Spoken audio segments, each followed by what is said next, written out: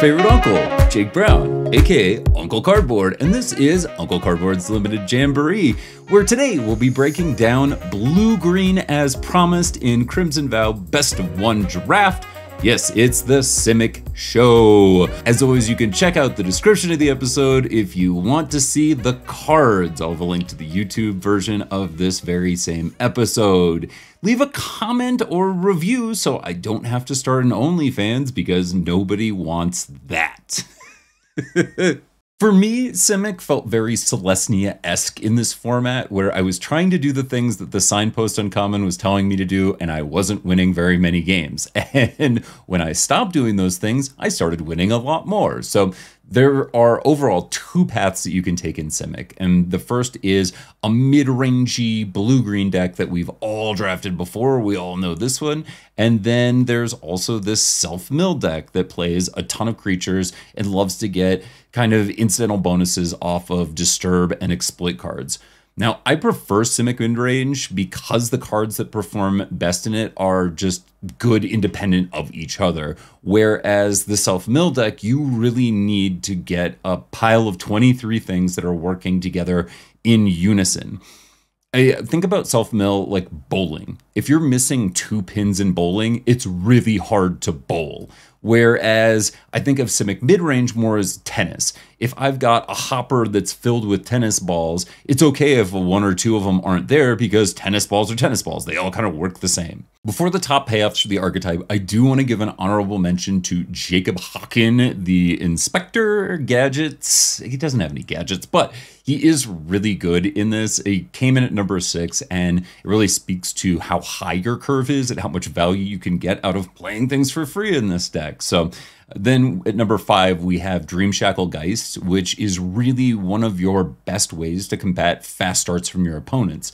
They're playing 2-drop, 3-drop, and you're making sure that only one of them can attack. You know, you're tapping stuff down. So big fan of Shackle Geist. I'm sorry, there's a plane flying really low over the top of me. Next, number 4, we have Glorious Sunrise.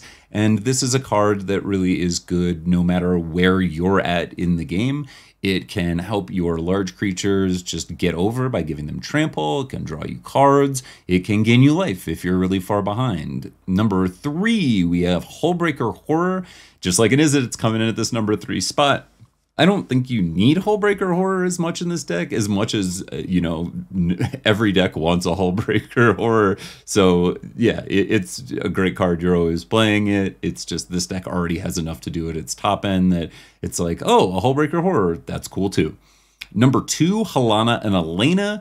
And I know that in the last episode, I was like, off-color rares we're not going to mention, but I really do think that this Simic deck is the easiest deck to splash in. So we're going to talk about a really good splashable rare, and it's been played about at the same rate as on-color mythics. So yeah, we're talking about it. This is my podcast, okay? Number 1, we have, of course, Overrated Caretaker, and this is exactly what this deck wants to ramp into, and then it just makes all of your ramp creatures and all of your kind of dorks, frankly, that you're playing just to get to your Caretaker, all of a sudden very good, especially if you can get it to Knight. Okay. When it comes to our signpost, we have some mixed messages as Grolnok the Omnivore comes in at a frankly disrespectful 56th overall in game in hand win rate. I mean, that's really bad. It's below Witch's Web. Now, I think one of your big issues with Grolnok is that it's just easy to get card advantage in Simic. You've got a lot of different ways to draw cards, but not a lot of ways to get it good attacks. And you're not really looking to play cards like Mulch just to make your Grolnok okay. It's the classic conundrum of playing a bad card to make a medium card a good card, but not an excellent card. So just something to note with Grolnok is that it's pretty far down there in just overall Simic decks. That's not to say it's not good in one of those, you know, dedicated self-mill decks. Meanwhile, Vilespawn Spider comes in at 22nd overall, and that's ahead of cards like Mirrorhall Mimic and Hiveheart Shaman. Overall, I think that you're playing Spider because it's just a good creature. It's a 2/3 body for 2. Now, Are you casting it on 2 every time? No, I mean, you do need to get both a island and a forest, but this is a card that is absolutely devastating against Azorius decks, which are one of the most popular in the format right now. It's a good blocker, and then it can be traded in for bodies later in the game, which is always something that you're looking for out of a 2-drop. Is it going to be relevant if I draw it on turn 8 or 9? Well, the answer with Spider is yes. When we look at uncommons overall, I think that your biggest traps are picking up incidental mill cards or cards that care about incidental mill, and I'll name 2 of them in Crawling Infestation and Soul Cipher Board. These are the 28th and 29th worst uncommons respectively. I think that a lot of people add these cards as just an afterthought. Oh, you know, I'll throw in a Soul Cipher, and if I get there, I get there. I have a lot of cards, a lot of creatures in this deck, so ostensibly I'll be able to do something with it at some point, where I really think these need to be going only in the most linear of decks. And even then, they're not total all-stars there. Infestation's going to give you some 1/1s, but what are you doing with those 1/1s? Well, that's something we'll get to in just a little bit. But let's talk about our commons, and our tier 1 commons are looking a little thin. We only have 3 cards that finished over the at or above the average win rate for Simic. First up, you have Weaver of Blossoms, and this is just your essential mana ramp and fixing, and it's at common. It's going to be your best 3-drop every game. Then you have Wolf Strike, which is really the only removal that we have in Vow in this color combination, as there are no other fight or bite effects. So I'm really prioritizing getting a Wolf Strike, especially because you generally have the big bodies that want to fight. And then finally, you have Flourishing Hunter. This is the best common 6-drop, and it can get you back in the game when it actually gains you life, when it's not just doing its impression of Ravenous Lind Worst. It's always going to be something that you're looking forward to casting. It's just sometimes you don't quite get there. Anyway, that doesn't stop it from 8 out of 8 weeks being above rate. Tier 2, we're going to expand a little bit, and that includes Syncopate, which is really your way of preventing threats that you can't kill from ever hitting the board. You have Spore Crawler. This is a perfect defensive creature early, or an excellent target for your opponent's Flame Blessed Bolts. You also have Hookhand Mariner, which is a solid 4-drop that just gets the job done and you're never complaining about, and Scattered Thoughts, which shook out to be premium card draw in this set. Let's also not forget Lantern Bearer. And Lantern Bearer is key because it gives you some late game reach with your larger creatures. So, you know, you drop that Flourishing Hunter and then you go, oh, and it's a 7/7 flyer now, which totally changes the composure of a game, or the complexion of a game. It changes your composure because suddenly you've lost it. In tier 3, we're playing Massive Might. We're playing Cradle of Safety, Cruel Witness, Siphon Essence, Alchemist Retrieval, and Perpetual Annoyance, Toxic Scorpion. I will note specifically Cruel Witness can be extremely tough on your mana depending on how much you're splashing, but this deck just tends to be very weak to flyers overall, and so if you're not loaded up on Vile Spawn Spiders, I really want to be playing more Cruel Witnesses. So 1 to 2 is great in a deck where I'm like, I can't just lose to a Heron of Hope. In terms of overrated commons, you have a lot of people that are playing Sporeback Wolves and to a certain extent Dawnheart Disciples because they're so worried about having these good 2-drops.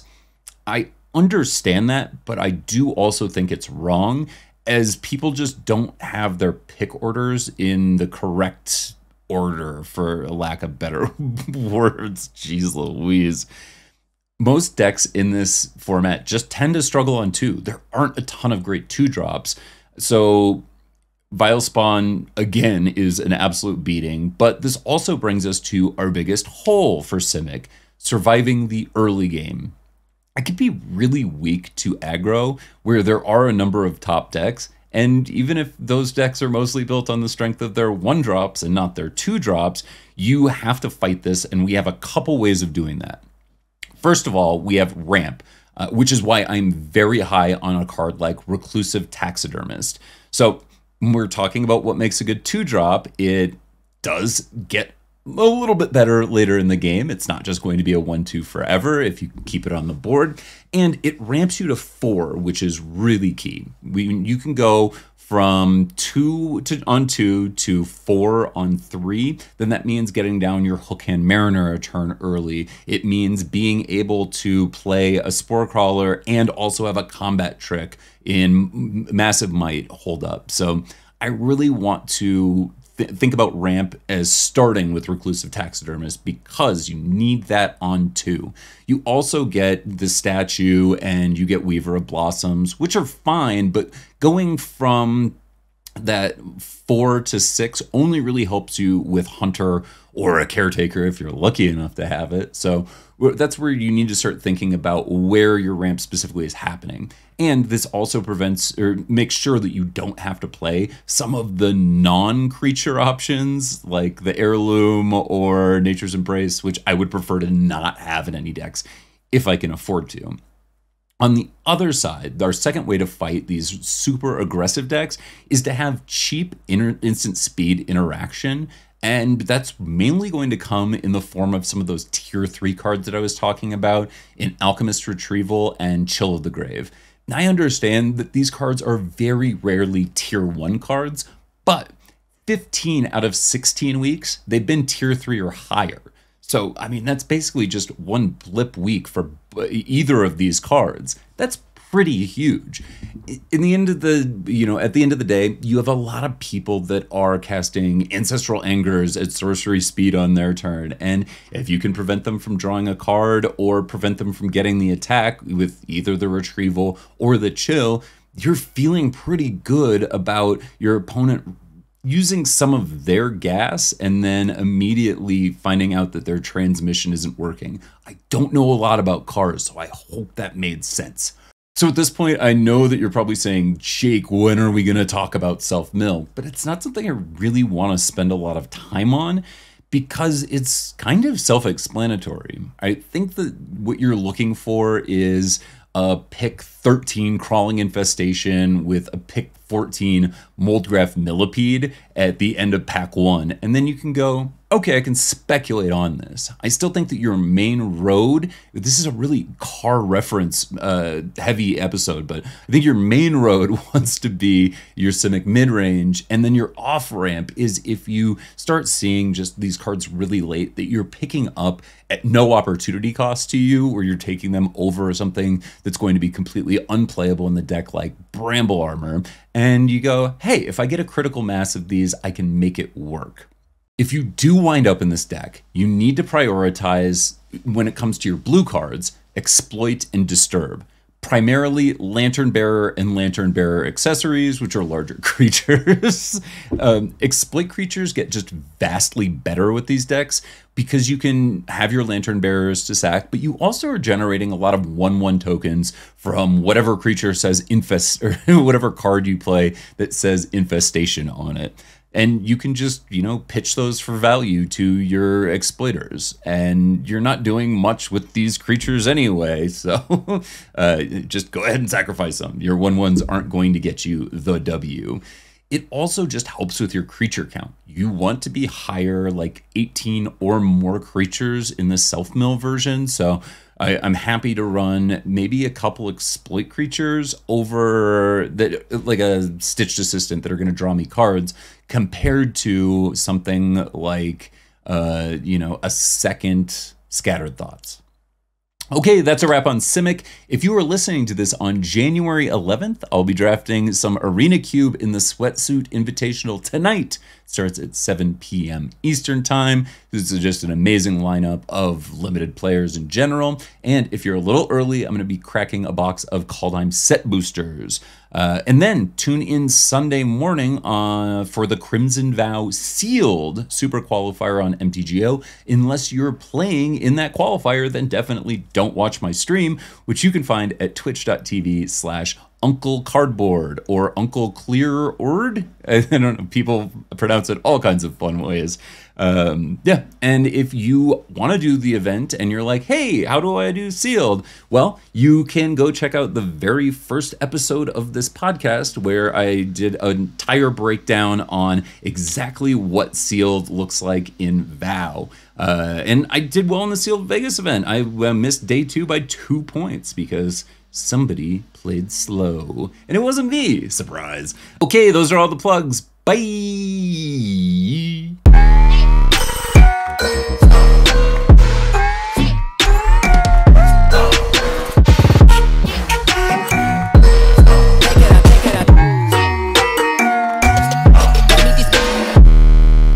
Hey everybody, it's your favorite uncle, reminding you to check out the Open Draft Project, where I sit down with your favorite pros, streamers, and limited grinders. They do the exact same draft seed, and then we see what's going on in their heads.